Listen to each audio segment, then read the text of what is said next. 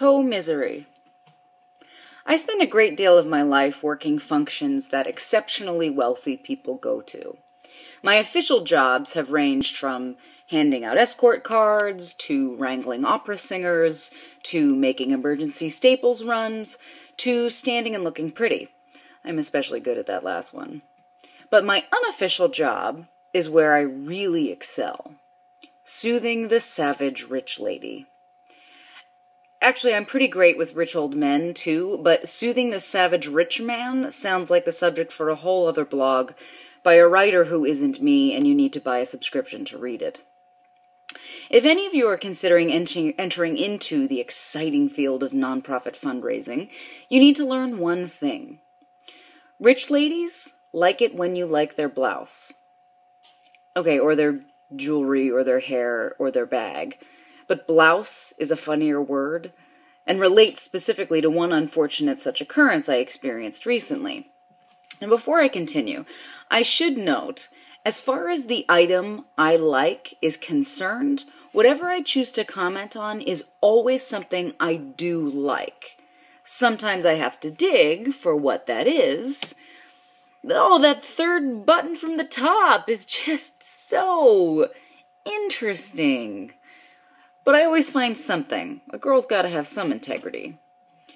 Until a girl totally loses that integrity. Thusly. So it's the end of the night, and I'm working on standing and looking pretty, and bidding farewell. That's another one of my official jobs, bidding farewell. And one of the ladies strolls up, a few glasses of Prosecco in, having had just such an exquisite time.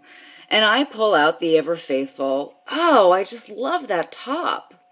I call it a top, see, instead of a blouse. It makes them feel young and hip, like me.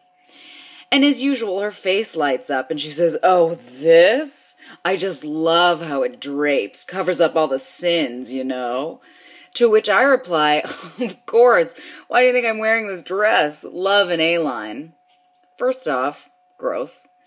Who the hell says that? A-line? I didn't even know I realized I knew what an A-line was.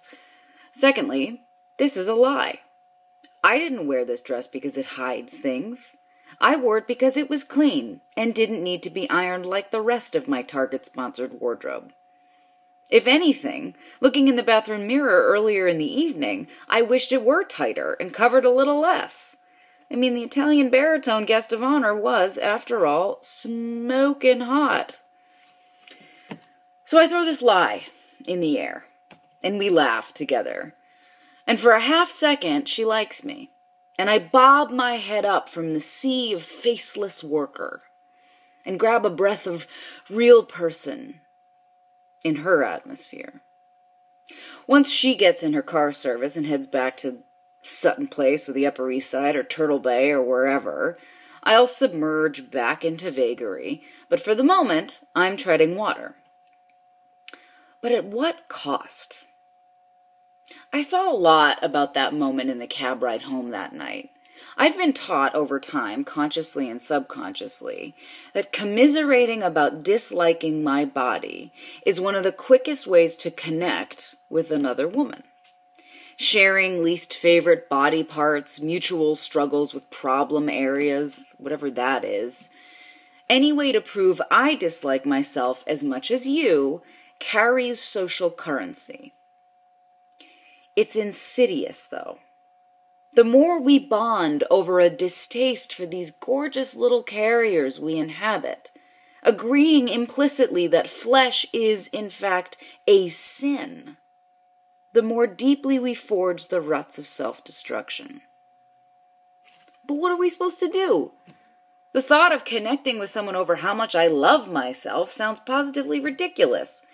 I remember years ago a cast member in a show I was doing checking out her own ass in the mirror and commenting on how sexy it was. It made me incredibly uncomfortable. That's just not what you do, right? I think we're still haunted by the ghosts of Puritanism, unable to decipher the line between self-love and egotism. How do we evolve to a point where connections are forged not through co-misery, but through co-celebration? I'm seriously tortured by this, Because even just saying a word like co-celebration makes me want to vomit sparkles and fairies. I've been so trained to hear that as new age and disingenuous. All I know is I don't want to connect with people over hating myself anymore. And I want all the rich ladies to stop hating themselves too.